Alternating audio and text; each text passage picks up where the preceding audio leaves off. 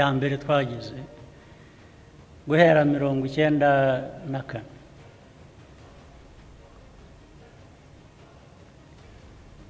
hari ibintu byinshi ibigeragezo byinshi ariko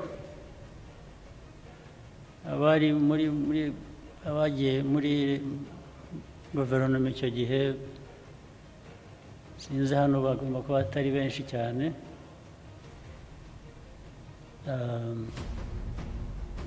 ariko barabizi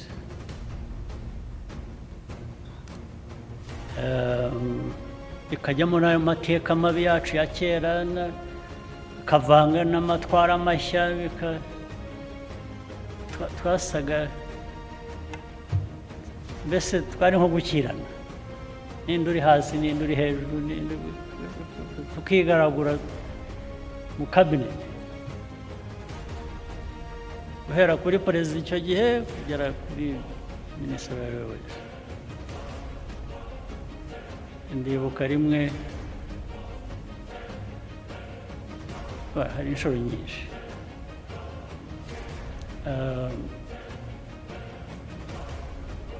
hari umuntu wigeze kuntera mu biro byanjye umuhungu wa Rukeba muramuzi cyangwa muramumva arantera mu ofisi yanjye baraza barambwira ngo umuhungu wa Rukeba wari perezida wa runari cyangwa se wari runari sinzi niba ari perezida cyangwa ugomba kumubona rwose ntimumuzane kandi nta ntambara nshaka na Rukeba nimumwihutishe mumuzane intambara zo mfite zirahagije ntabwo nshaka kongeraho iya Rukeba baramuzana ajya mu mateka arangije arambwira ati izi ngabo zawe uyobora atuzi ko ari izanjye ntabyo narinze ati ni ingabo zanjye noneho ajya mu mateka ya runara ajya mu cyangwa ntabwo nari kujya mbabarire amateka ya runara ntabwo nari nyazi ntabwo ati aba bose akambwira abantu bamwe akambwira base babo abana ariko twebwe narize ko turi Rwanda's Patriotic Front iyi ikaba ari ame ikomoka ati se Rwanda's Patriotic Front ituruka ikomoka mubwira amateka narinzi ya RPF ati abo bose uvuga nitwe ariko biba ibintu by'impaka ndende ntese ntoke reka nemere ko ari ingabo zawe tubigire turashaka iki ati ndashaka nyine ko runari igomba kubona umwanya wayo kubera ko mwakoresheje ingabo zayo nko kuvuga ati nanjye ndashaka umwanya hano wicaye abisubiramo hari n'umugabo wankoreraga icyo gihe wajyaga akora translation yitwaga ni Semaragiti Semaragiti naho ubwo ngo aza kundeba yabanje kuko nakoreraga ahantu hari ni muri Nyarugenge ngira ngo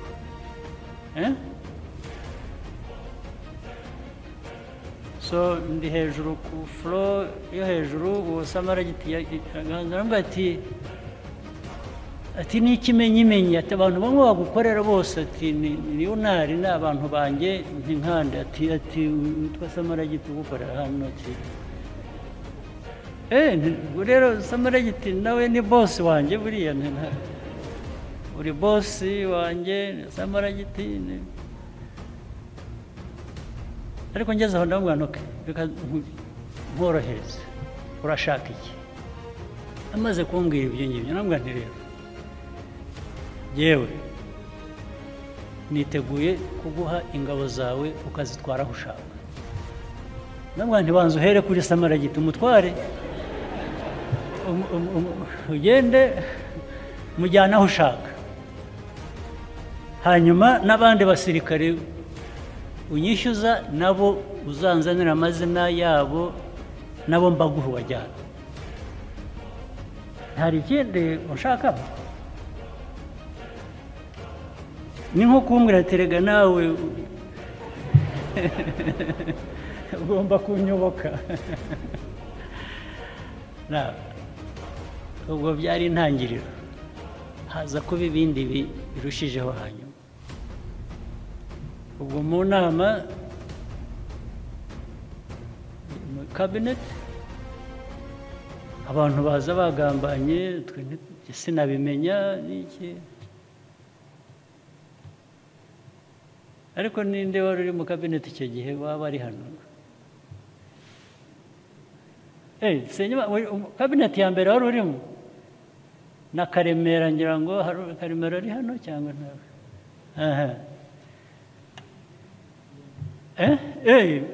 nawe wari uri mu ya mbere ubwo barabyibuka baraza kunyongereraho ibyo ntaza kwibuka cyangwa ibyo ndi buvuge ku buryo butariho hanyuma tugeze mu kabineti naho abantu bagiye hari conspiracy inama abantu babanje kubishyira ku murongo ibyo biri bugende ubwo perezida yarabaga twicaye Bizimungu icyo gihe hagati iruhande mwicaye iburyo hakurikiyeho Twagiramungu hirya hariho Kanyarengwe then hakurikiyeho hirya Sendashonga ndabibuka kuko bari bakurikiranye mu kabineti harimo twaga Nkubito wabaye Minister wa Justice ni Nkubito bityo ndabibuka ko bari bicaye bakurikiranye tugeze mu kabineti haza item kuri agenda ubundi twagezwagaho agenda turi buganire haza kuza ko hari dosiye izanwa na Minister wa Interior Sendashonga dosiye iza kuba iya Rukeba na Runari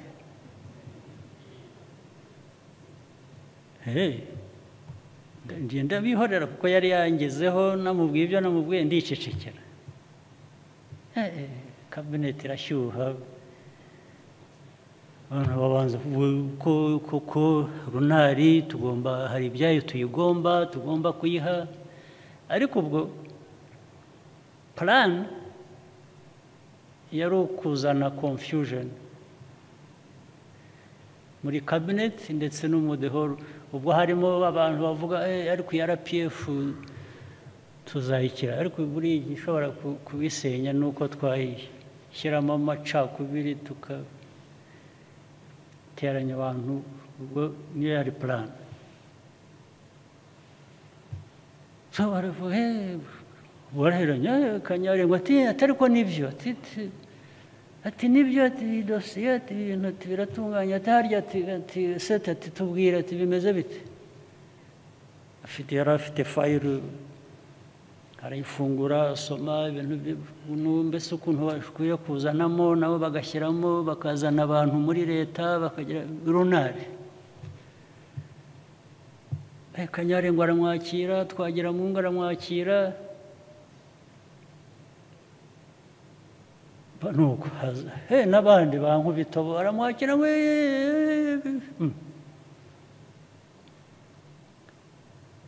hanyuma hari abahanyanyaje bagerageza kugira ibyo bavuga barakubitwa kweri ngira ngo hari ibihozagara leta sinzi byavuze baramwakira barakubita batereka ceceka hakurikiraho Karemera barahonda sinzi abandi bagize vuba batari ko ibi bintu muzanye iki gihe batereka reka ubwo Bizimungu arashecetse perezida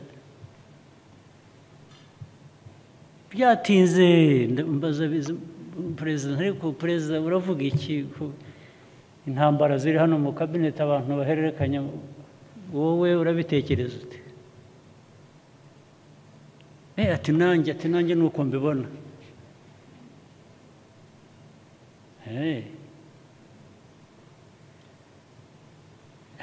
ndeba mpera kuri Kanyarengwe kandi ubwo yari umuyobozi mukuru wa RPF abaza ariko Kanyarengwe nawe hanyuma se Twagiramungu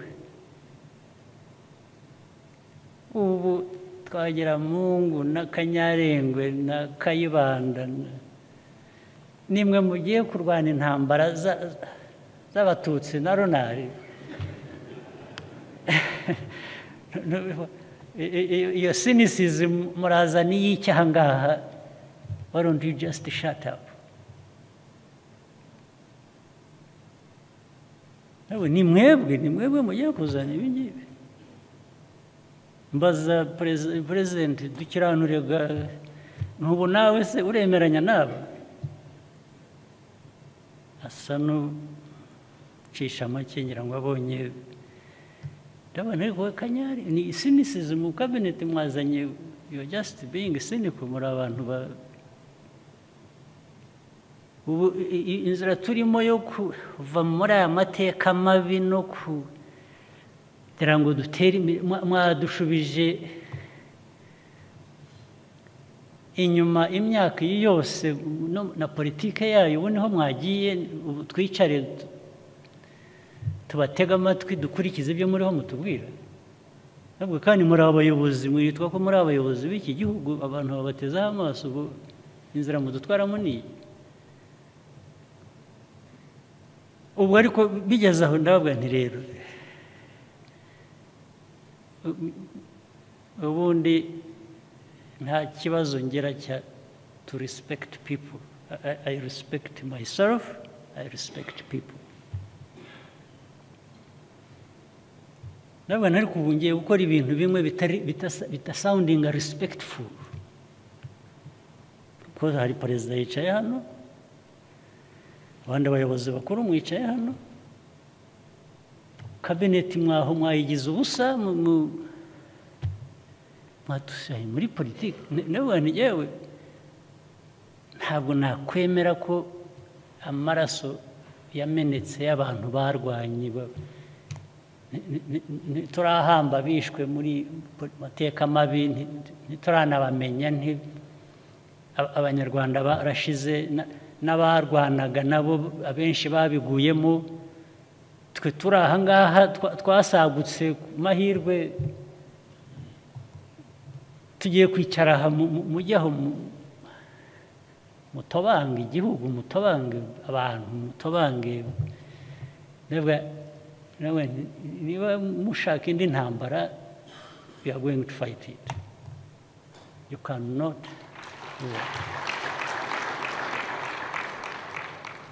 it nababwira nisi ndababwira kuko yewe nari vice president icyo gihe nari umukuru w'ingabo nayo nkwiye no kuba nceceka mwumva ibyo perezida yemeje byaba byo bitaba byo ni perezida ariko icyo gihe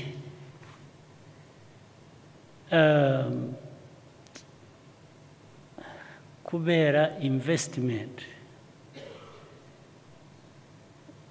of flesh and blood and I cannot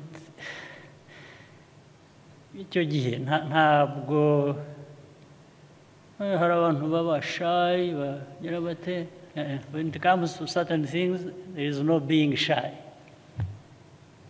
nta soni ngo birangirira aho so ndababwira forget about it ariko urabona icyo navugaga ko cyo kugeraho sounding uba nkaho utubaha abantu cyangwa n'abakuru bakurenze icyo navugaga nuko nababwiye ngo ntibishoboka kandi ubwo ndabivuga ndi vice president hari perezida ubundi bigaragara ko ngomba kuba ntarubashye inama cyangwa wari unyoboye icyo gihe ariko kubera ubuzima bw'igihugu bwacu bw'abakiriho kubera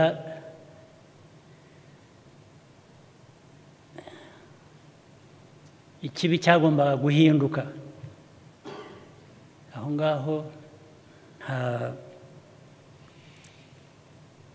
nta kundi byagomba kugenda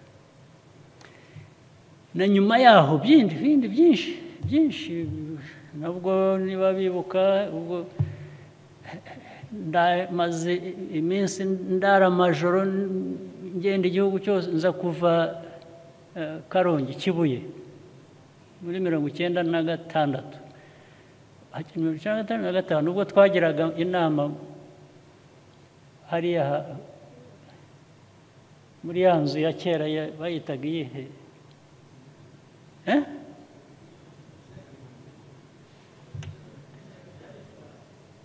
ahantu hari jari club ariko imbere yaho hari iki senkijuriye ubwo naje nazindutse maze icyumweru ntarakandagira hano ntaragera no mu rugo turi mu ntambara z'abacengezi bava hakurya cyangwa bisha abantu bari hakurya y'amazi muri Kongo na hehe ndaza nkigeraho ubwo nsanga hari cabinet muri icyo gitondo ndagenda nyijyamo uko nakabaye nayimeze ngira ngo nayo ntaranakaraba nkimara kwicara ubwo cabinet iraho iruzuye abantu batangira gucana amarenga bakagira batya bakavuga seti ndashonga atariko arabanza aravuga ngo twagira mungu wabajije Sendashonga ngo natubwire amakuru mu gihugu ko hameze Sendashonga arabivuga arangije avuga noneho aho mvuye ngira ngo niho hari ni waba hari nabaga za Kibuye aratangira ati ingabo za KAGAME ingabo za RPF zamaze abantu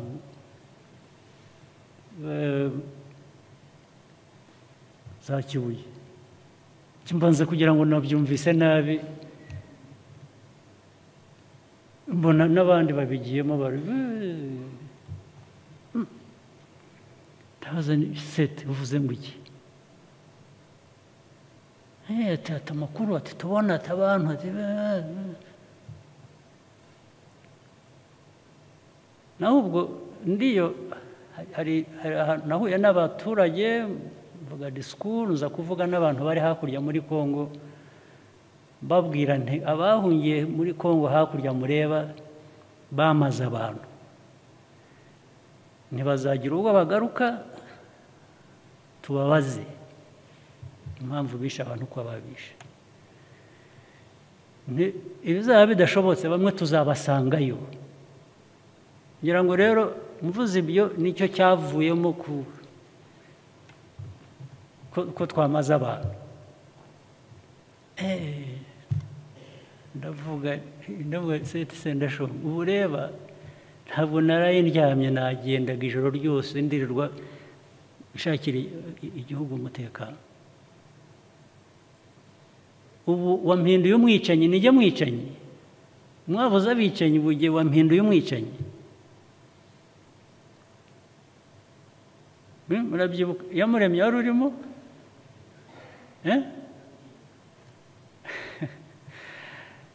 ndashonga nabaye umwicanyi subiramo nka gatatu ariko ni byiza rimwe na rimwe kwigarura burya uzi icyanje mu mutwe ariko mwari mugiye kubigwamo mwese kandi mutabizi naratekereje abo bantu nze bose mbahambire mpere kuri aba ngaba ngende mbashyire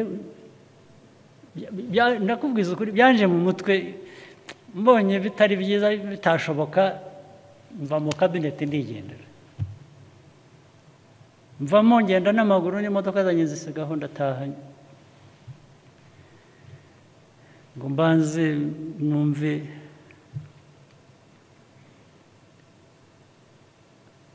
ariko ubwo bwose bagize ibyago kuko nari navuye aho nari maze iminsi nyine ngendeyo n'ivumbi n'iki maze nari nambaye na uniform nza mu kabineti imeze ngira ngo mbabwiye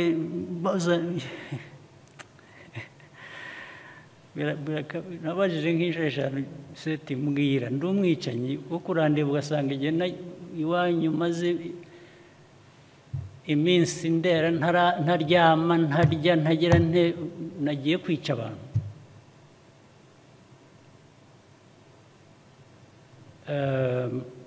ubwo ni amateka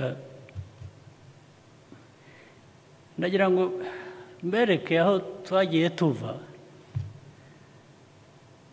n'ukuntu abantu bashobora guhitamo buri gihe iyo ufite icyo ushaka kuba cyo iyo ufite icyo ushaka kugeraho iyo ufite hari uburyo kandi muri buri wese afite ubushobozi afite uko yatanga umusanzu kugira ngo wa muryango wacu munini ari cyo gihugu abagituye ba nyiracyo bashobore kubaho neza naho ibindi by'amagambo njya numva iyo ubona abantu bamwe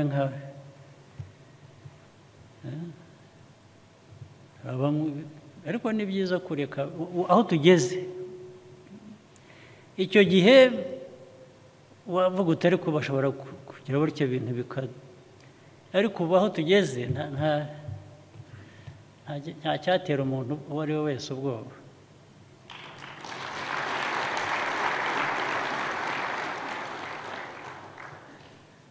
so bamwe kuri twe ubwoba bwashize kera tukiri abana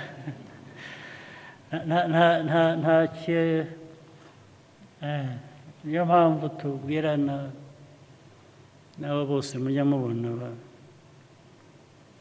bigira ibitangaza ntawe nzasanga ahandi ariko uwansanga hano twahabana ku bwacu noti ku bwe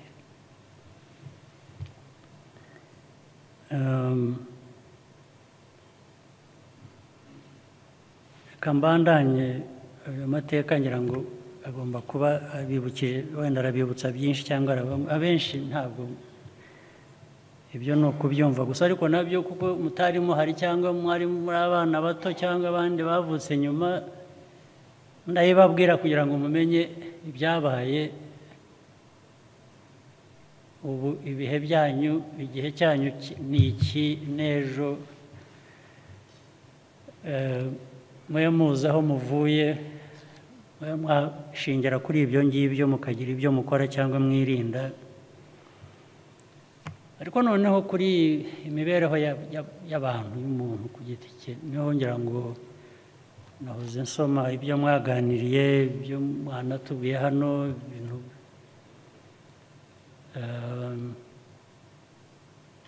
by'abana bajya mu biyobyabwenge bajya mu nzoga bajya ibintu byinshi bimwe birimo na criminality, birimo gukora ibyaha bimwe biremereye bituma bihera kuri boga nibo bagenda bakorama, ariko noneho iyo boramye n'igihugu nacyo kibuko. Ntabwo dushaka rero ko hagira ugira ibyago nk'ibyo noneho ngo nabizane no ku gihugu nacyo kigira ibyago nk'ibyo. Ibyo rero ni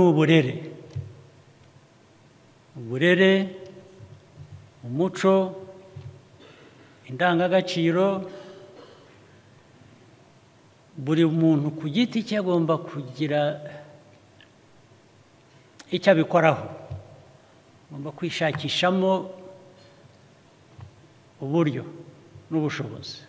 Buri muntu wese afite iyo nshingano, kandi kuri buri wese afite ubwo bushobozi. Hanyuma tugashaka uko dushyize hamwe bivamo ubushobozi bw'igihugu bwo guhangana n'ibibazo bihari, byaba ibyacu twihariye cyangwa se byaba bituruka hanze bidusanga hano iwacu.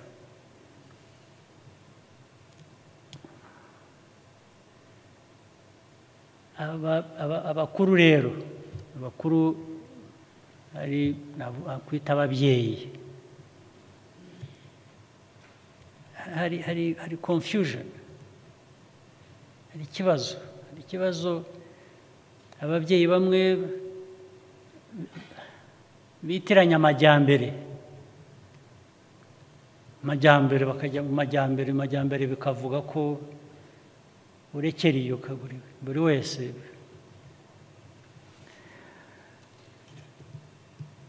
akaba ari mu mico, ari mu mibereho, ari mu mvugo, ari muri politiki, byose bikaba ibintu biri aho byambaye ubusa, bitagira aho biva, bitagira aho bigana, ngo ni amajyambere. Ibyo ni ukubeshya, ni ukwibeshya. Umuco, uburere mu miryango yacu hari byinshi duhura nabyo tubona, hari ibyo dukwiye kuba twiga muri twe tubona bitameze neza, tugomba kuba twagarura mu buryo. Hari ibyo tubona hanze, ibyo hanze ntabwo twajya kubikosora twe, nta n'impamvu, nta nubwo bitureba, ariko ahubwo uba ushaka kubyirinda ngo bitakugiraho ingaruka, kugira ngo ibibi ubikumire, ibyiza ubyige, ubizane, byongere ku byawe byiza, ugere kure. Ariko nimumbwire icyiza cyaba kiri mu kureka nyine abana bacu, abana b'u Rwanda, abana b'imiryango yacu. Icya mbere, ntabwo uzategereza ngo undi muntu ave hanze aze kubwire cyangwa kubwirira umwana ngo imyifatire yawe ikwiriye kuba iyi ngiyi. Inshingano ya mbere ni wowe, na leta ntabwo ikwiriye kuba ubundi bijyamo, ntabwo leta ikwiriye kubijya mu muryango kubwira abantu ko bakwiye kubaho mu buryo bw'imico. Ntabwo ari inshingano za leta. Sinzi ko hari n'uwabikubwira, arabikubwira gusa, ariko there is no such thing like an enforcement izaba mu kuza guhata umuryango uko ukwiriye kubaho. Ibyo biva hanze ari uko byarenze umuryango, byagize ingaruka ku bandi. Aho niho haza inzego za leta zikavuga ngo ariko tonde, kuko ntabwo ibibi byawe byajya kugira ingaruka ku bandi. Niba ari ibibi bimwe bitanyuranyije n'amategeko cyangwa ikindi umuntu niyo waba utabikunze, ariko iyo ugiye kubijyana ku bandi icyo gihe habaho umuntu ukwibutsa akabwira ngo sigaho bigumane iwawe wibitwara ahandi. Rero ibintu bya imico iri aho, hari ababigira, hari abo binabereye, hari abo ibyo ntabwo bitureba. Turebe imiryango yacu mbere na mbere, turebe igihugu cyacu, ibindi twabana, twakumvikana, twaganira, twajya impaka, ariko ntacyo twabikorera. Ariko iwacu dushobora kugira icyo tubikorera, duhereye ku muryango, duhereye no ku gihugu, indangagaciro zivugwa buri gihe,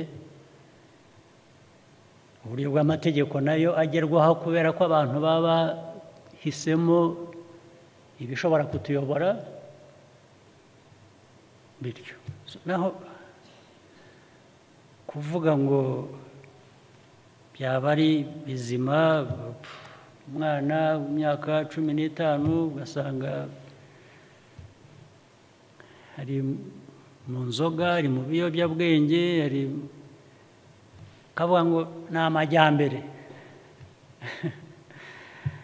Ntabwo ari amajyambere, ni ukubura kirera gusa. Aba yabuze kirera cy'umuryango we akomokamo, cyangwa aba yabuze kirera cy'indi miryango, cyangwa yabuze kirera cy'umuryango mugari w'igihugu cyacu. Nabwo twe ntiturema abantu, byaba umuryango, byaba igihugu, byaba abayobozi, nturema abantu, ariko tugerageza gukora ibishoboka by'abantu bashobora gukora. Nta nubwo tuzaca n'ibyo twita imico mibi, ntabwo tuzabica burundu, ariko nibura uragabanya kugira ngo igihugu cyo gushyirwa hasi uragabanya, ugerageza kugabanya. Abavuga corruption, za ruswa, ikimenyane, ibiki, ibyo ni bibi, ariko mu bantu, muri society ntabwo bica ngo bicike burundu, ariko uragabanya, mbese ugatuma abantu batekereza ngo ariko ibi ni kirazira, ntabwo ari ibintu byiza, ukagira abantu benshi nibura babyumva batyo. N'amategeko ureba agenda ashyirwaho, niza kumva muvuga iby'amategeko, recommendations muvuga z'abantu imyaka ikwiye kugira utya, okay, niba ibyo mushaka byakorwa nguko, niba ari byo mubona. Ariko hari ikindi, amategeko ntabwo azafasha kurangiza icyo kibazo. Hari uburyo bubiri bufasha. Uburyo bwa mbere ni inyigisho guhera ku bantu aho bari, kwibutsa, kubiganira, ndetse ingero z'icyo kibi zikavugwa, zikagaragara rwose, bikajya hanze, ndetse ku buryo abantu wenda benshi bashobora kuvuga ngo ariko ibi ngibi ntitubishaka, ntabwo bikwiye kutubamo. Ibyo birafasha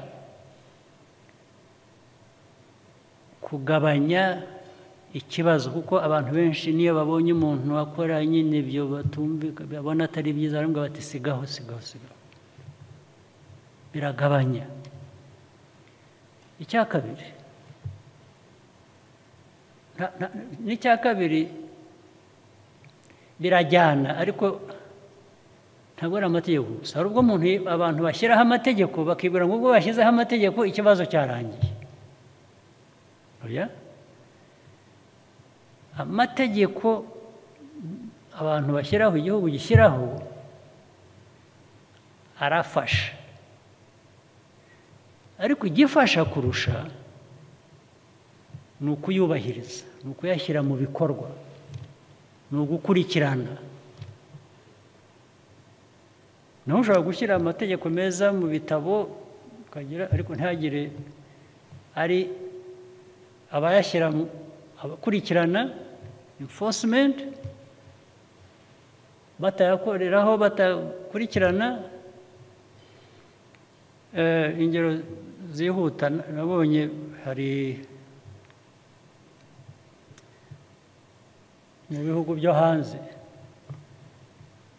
bafite imyaka nko muri za night clubs n'iki n'amabara, hari aho abantu bagiye usanga abantu ku muryango baza hari n'abasaza bahagarika babona ko basa bakibwira ngo n'abana bato bamwe batizanazana identity card kugira ngo ho kubaho confusion.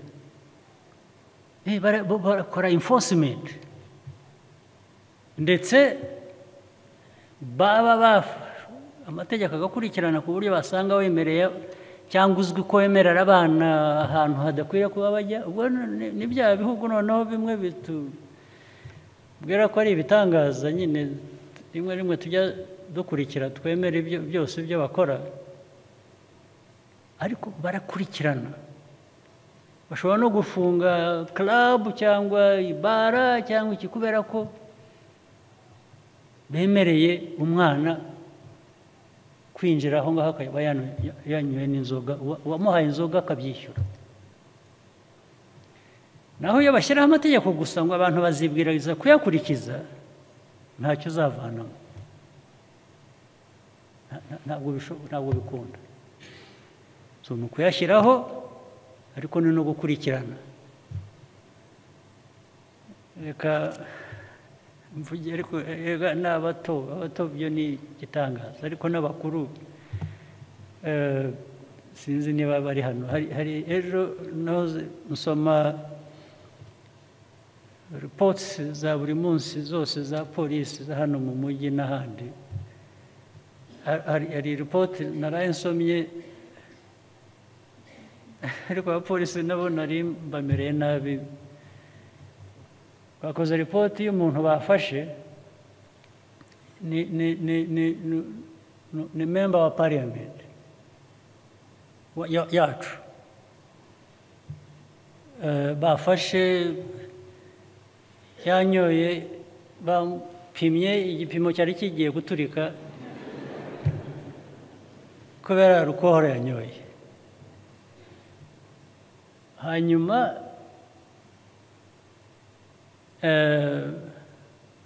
baza no gusanga muri record zabo ibyo bibaye ngo bamufashe nk'inshuro 5, ubu bwari ubwa 6.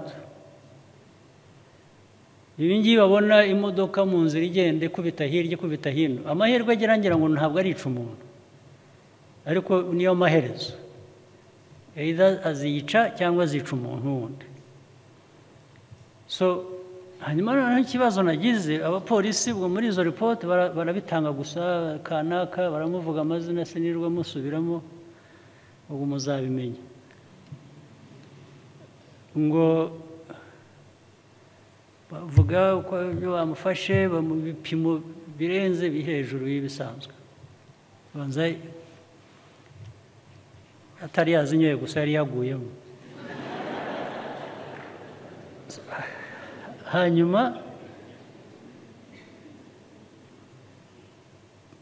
baravuga ngo ariko ngo members ba parliament ngo bafite immunity, ngo ubwo bamuretse aragendaga. Mbibonye mpamagara chief wa police ari hano, mbese muba mutumira murabatumira. Aha ndamutelefone, we chief wa police, umuntu ufite immunity ufatwa inshuro 5 6 umunsi se yishe umuntu, nabwo ni immunity. Ubu azica umuntu, azagonga umuntu amwice bibe immunity.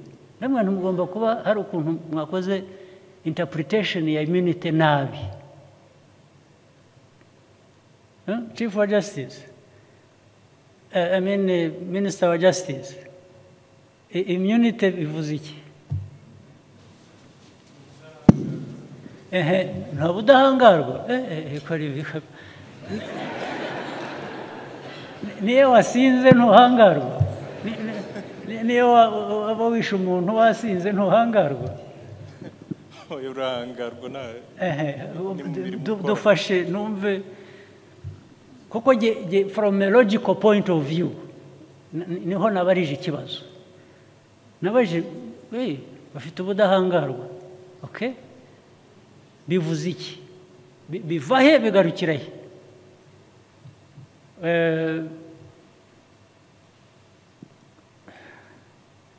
Tusobanurire immunity bivuze iki, kuko hari ibyo nagerageje kumubwira ndagira ngo numve ko ari byo. Namubwiye nticyambere genda umupolisi nkoresheje amategeko ariko nkakoresha na logic.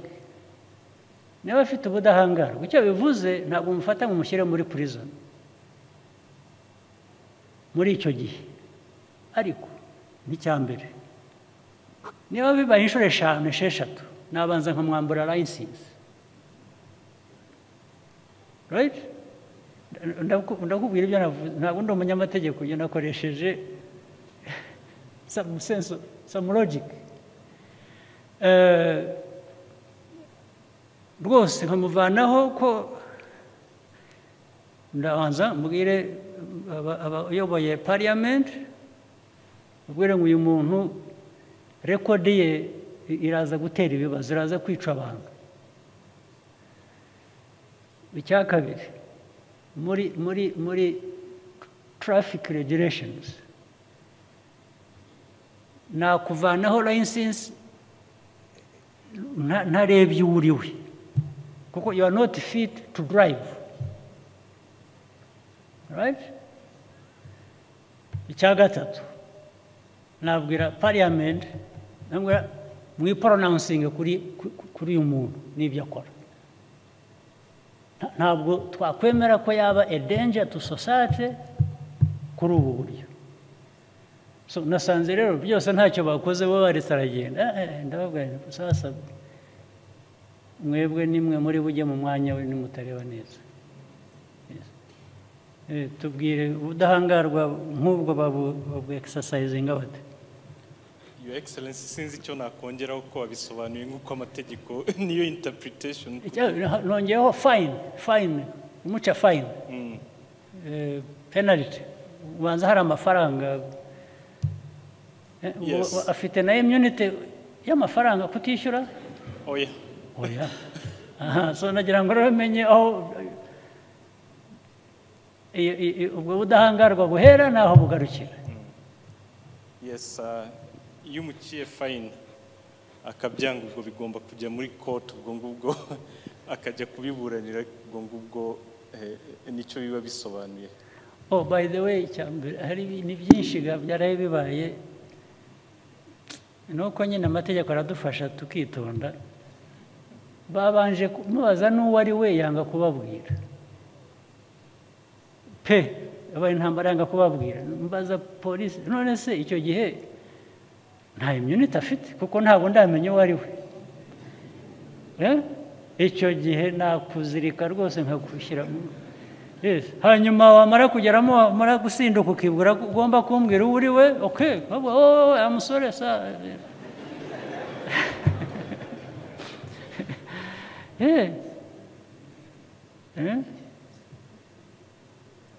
urumva. So enforcement nayo irimo confusion. Niba utambwiye uri we ndagupfa gasoni k'ikizi. Actually niyo naba nkuzi ariko wanze kunyibwira, I would pretend ko ntakuzi. Nkabanza nkageraho nkugeze ukabanza ukumva, cyangwa zikabanza zikagushiramo. So ubwo in my policing world yagenda gute? Your Excellency, wabisobanuye ubanza ugakiza iyo danger y'umuntu wanyoye akarenza urugero ko ntabwo wamwemera ko akomeza kubera ngo afite ubudahangarwa ukanamubwira politely akava mu modoka kugira ngo adakomeza ataza guteza ibindi bibazo nk'ibyo mwavuze byo kwica abantu. Hanyuma biba byarabaye kenshi byari byose hari process yo kumuvanaho ubwo budahangarwa ukayikurikiza. Iyo parliament byanze ubwo nayo bifite ibibazo niyo umuntu amaze gufatwa gatanu bakaba bumva batamuvanaho ubudahangarwa kugira ngo akurikiranwe mu nkiko. So uko wari wabikemuye niko amategeko abikora. Yes, police chief ngo namubwiye ubwo ikibazo kindi rero ni iki cyanyu. Ubwo polisi yananiwe gukora ibyo yagiye gukora, ubwo bagiye gukora ibyo nababwiye. By the way, niyo byaba atari byo nakoresheje gusa baragenda bakora ibyo byaba bibiri byo byaba bitari byo barane bati ni president wadutumye. Kandi bakwiye kuba bakora akazi kabo bakwiye kuba banakumva bazi icyo bakora icyo ari cyo. Urumva rero ibi bintu imwicare urumva ibi bintu biraho ubwo n'umwana yabona iyo confusion nawe ayinyuramo nta ariko as a society nka unity club nk'ababyeyi nk'abamiryango kuki tutagerageza koroshya ubukana bw'ibi byaha cyangwa imico mibi cyangwa iki tugashaka uko tubigabanya tukaba sinzi niba hari abandi tuzi bameze neza muri ubwo buryo dushaka kwigana cyangwa dushaka gukurikira ntabwo mbizi ariko ngira ngo natwe dushobora kwihitiramo ibitubereye ibyo twumva ari byo tukabijyaho impaka tukabiganira ndetse tukiga no mu by'ahandi uko bagenza ibintu bimwe na bimwe ariko twe tureba ibyacu tureba iwacu tureba umuco wacu kugira ngo dushobore kugira imiryango idahungabanywa n'ubusa ntaho ahantu ibyaha bikwiriye guhabwa intebe ngo kandi iyo byabaye bityo no muri politiki bigeraho bikajyamo rero nicyo kibazo no mu mico yacu no mu niho haba corruption niho haba abayobozi aho kugira ngo bakorere abo bayobora babagezeho ibibagenewe bakorane nabo babagira inama ugasanga ahubwo ibikwiye kuba bijya mu baturage abayobozi baratwara igice kimwe bakakirundaho ikindi bakabasaranganya abo baturage nuko bakaviramo aho niko bigenda bihererekana gutyo. Unity Club rero cyabereyeho ngira ngo nicyo ni ukudufasha kudushyira hamwe kujya inama ariko no gukora hari igihugu dukorera hari imico dukwiye kuba tugira hari gukora kugira ngo igihugu gitere imbere hari byinshi bindi bituruka hanze tugomba guhangana nabyo ibyo bisanze ibyo mu gihugu bimeze neza buriya nta ngaruka bigira cyane cyane ariko iyo biva hanze bikaza bigasanga mu gihugu abantu bayumbayumba ibintu icyo akora rwose icyo nabasezeranya muri ibyo by'imico mibi no mu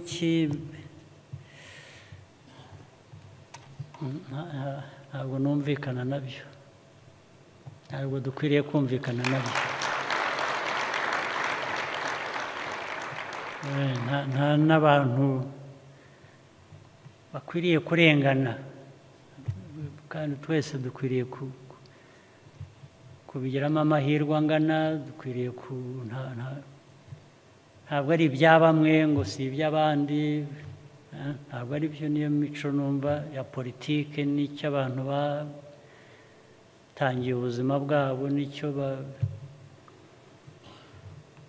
ariko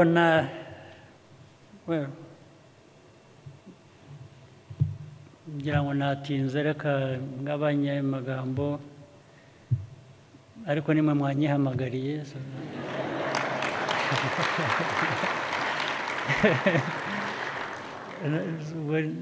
Nyine nagomba kuza nkatwara umwanya wanyu, iyo nza nkabasarutinga gusa nkigendera, sinzi ko byajyaga kuba bingana n'ubutumire mwangejejeho.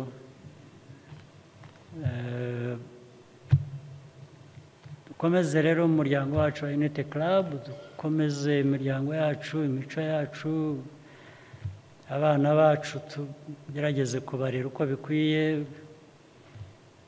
amategeko akoreshwe uko akwiye, adufasha gushyiramo ibyo inzira twahisemo kugira ngo ariyo dukomeza kugendamo.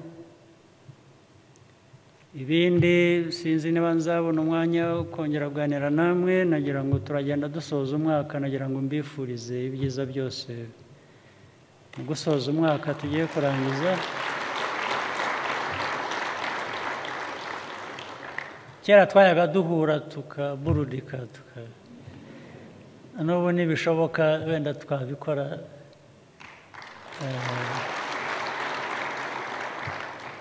Ntimuzanyibagirwe, imyaka ntabwo irarenga, turacyashobora kwidagadura hamwe. Mugire amahoro y'Imana.